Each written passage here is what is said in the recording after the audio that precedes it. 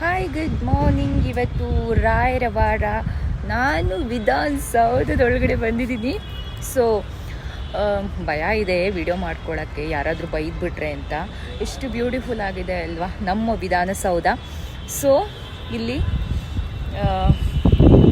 ಗಾಂಧಿ ತಾತ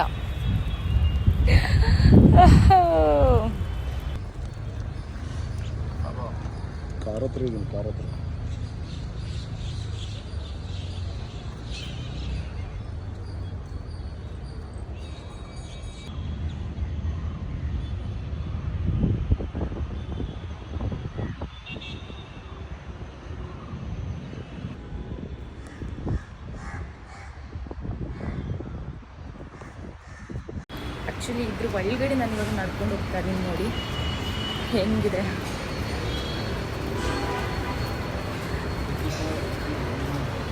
ಸ್ವಲ್ಪ ಭಯನೂ ಆಗ್ತಾ ಇದೆ. ಸೊ